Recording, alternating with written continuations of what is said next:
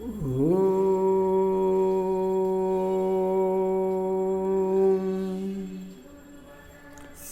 ಗುರು ಬಸವಲಿಂಗಾಯ ನಮಃ.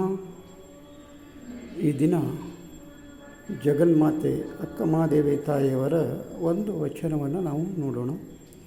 ಮರ ಮಥನಿಸಿ ಕಿಚ್ಚು ಹುಟ್ಟಿ ಸುತ್ತಣ ತರುಮರಾದಿಗಳ ಸುಡಲಾಯಿತು.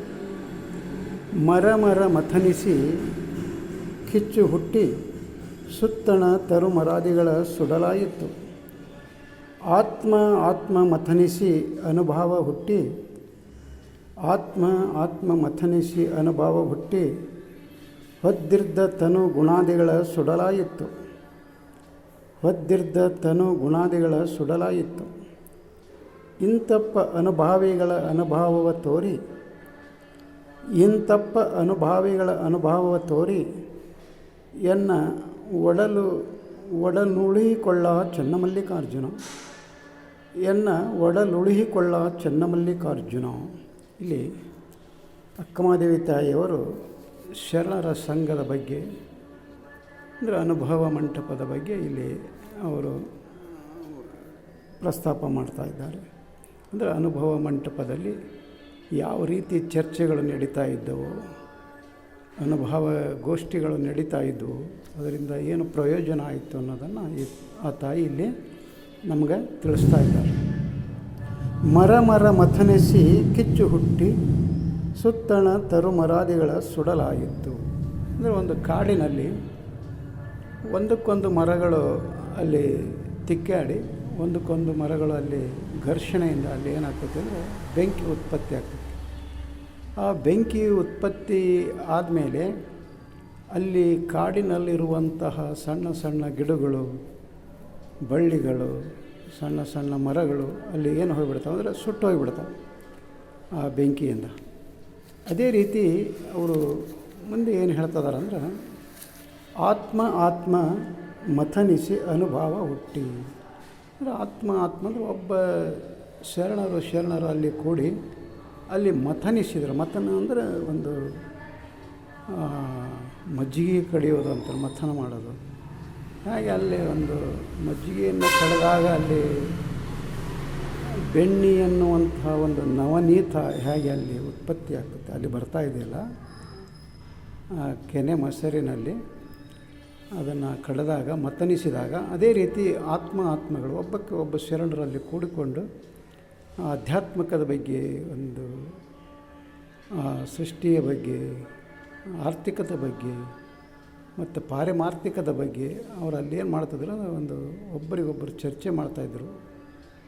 ಅಲ್ಲಿ ಒಬ್ಬರಿಗೊಬ್ಬರಲ್ಲಿ ತರ್ಕ ಮಾಡಿ ಅಲ್ಲಿ ಮಥನಿಸಿ ಅಲ್ಲಿ ಏನಾಗ್ತಿತ್ತು ಅಂದ್ರೆ ಹೊದ್ದಿರ್ದ ತನು ಗುಣ ಸುಡಲಾಗುತ್ತಿತ್ತು.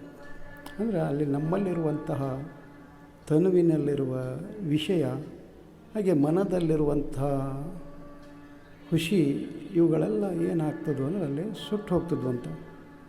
ನಮ್ಮಲ್ಲಿರುವ ಏನು ಅರಿಷಡ್ ವರ್ಗಗಳು, ಅಷ್ಟಮದಂಗಳು, ಇವುಗಳೇನಿದ್ದಾವಲ್ಲ ಇವುಗಳನ್ನೆಲ್ಲ ಅಲ್ಲಿ ಮಥನಿಸಿ ಅವು ಎಲ್ಲ ಸುಟ್ಟು ಹೋಗಿಬಿಡ್ತಿದ್ವು ಅಂತ ಹೇಳಿ ಅಕ್ಕಮಹಾದೇವಿ ತಾಯಿಯವರು ಇಲ್ಲಿ ಹೇಳ್ತಾಯಿದ್ರು. ಹಾಗೆ ಇಂತಪ್ಪ ಅನುಭಾವಿಗಳ ಅನುಭಾವವ ತೋರಿ ಅಂತ ಇಂಥ ಒಬ್ಬ ಶರಣರ ಅಲ್ಲೇನು ಅನುಭವ ಮಂಟಪದಲ್ಲಿ ಸೇರಿದ್ದರಲ್ಲ ಅಂಥ ಶರಣರ ಒಂದು ಅನುಭಾವಿಗಳನ್ನು ನನ್ನ ಸೇರಿಸಿ ಅವರೊಡನೆ ನನ್ನ ಕೂರಿಸಿ ನನಗೆ ಅವ್ರಿಗೆ ತೋರಿಸಿ ಒಡಲ ನಳುಹಿಕೊಳ್ಳ ಅಂದರೆ ನನ್ನನ್ನು ಅದರೊಳಗೆ ಇಂಬಿಟ್ಟು ಕೊಳ್ಳುವ ಹಾಗೆ ಮಾಡು ಚನ್ನಮಲ್ಲಿಕಾರ್ಜುನ ಅಂತೇಳಿ ಆ ದೇವರಿಗೆ ಅವರು ಮೊರೆ ಇಡ್ತಾರೆ. ಅದಕ್ಕೋಸ್ಕರ ಅವರು 12ನೇ ಶತಮಾನದಲ್ಲಿ ಹುಟ್ಟಿದ್ದು ಉಡುತಡಿಯಲ್ಲಿ ಆದರೂ ಸಹಿತ ಅವರು ಬಂದದ್ದು ಕಲ್ಯಾಣಕ್ಕೆ.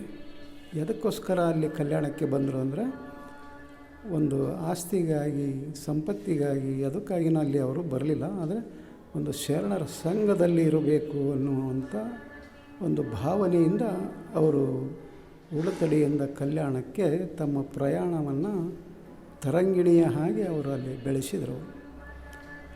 ಹೇಗೆ ಒಂದು ನದಿ ಒಂದು ಕಡೆ ಹುಟ್ಟಿ ಸಮುದ್ರವನ್ನು ಸೇರುವಾಗ ಹೇಗೆ ಹರ್ಕೊಂಡು ಬರ್ತದಲ್ಲ, ಆ ರೀತಿ ಆ ನದಿಯ ತರಹ ಉಡುತಡಿಯಲ್ಲಿ ಹುಟ್ಟಿದಂಥ ಅಕ್ಕಮಹಾದೇವಿ ತಾಯಿಯವರು ಕಲ್ಯಾಣದವರೆಗೆ ಹರಿದು ಬರ್ತಾರೆ. ಅವರು ಎದಕ್ಕೋಸ್ಕರ ಬರ್ತಾರಂದ್ರೆ ಆ ಶರಣರ ಸಂಘವನ್ನು ಸೇರೋದಕ್ಕೋಸ್ಕರ, ಆ ಅನುಭಾವಿಗಳ ಸಂಘದಲ್ಲಿ ಇರೋಕ್ಕೋಸ್ಕರ ಅವರು ಬರ್ತಾರೆ.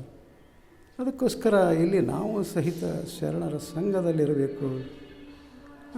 ಅಲ್ಲಿ ಧಾರ್ಮಿಕ ವಿಚಾರಗಳನ್ನು, ಆಧ್ಯಾತ್ಮಿಕ ವಿಚಾರಗಳನ್ನು ತರ್ಕ ವಿಚಾರ ಮಾಡುವಂಥ ಶರಣರ ಸಂಘದಲ್ಲಿ ನಾವು ಇರಬೇಕು. ಅಂಥವ್ರನ್ನ ನಾವು ಅರಸಿ ಅಂಥವರೊಡನೆ ನಾವು ಕೂಡಬೇಕು ಅನ್ನುವ ಭಾವನೆ ನಮಗೆ ಬರಬೇಕಾಗಿತ್ತಂದ್ರೆ ನಾವು ವಚನಗಳನ್ನು ಓದಬೇಕಾಗ್ತದೆ. ವಚನಗಳನ್ನು ಓದಿ ಪಚನ ಮಾಡಿಕೊಳ್ಬೇಕು. ಆವಾಗ ಮಾತ್ರ ಅಂತಹ ಒಂದು ಜ್ಞಾನ ನಮಗೆ ಬರ್ತದೆ. ಅದಕ್ಕೋಸ್ಕರ ವಚನಗಳನ್ನು ಓದೋಣ, ವಚನವನ್ನು ಪಚನ ಮಾಡಿಕೊಳ್ಳೋಣ ಅಂತ ಹೇಳುತ್ತಾ ಈ ವಚನಕ್ಕೆ ವಿರಾಮ ಕೊಡ್ತಾ ಇದ್ದೇನೆ. ಶರಣು ಶರಣಾರ್ಥಿ.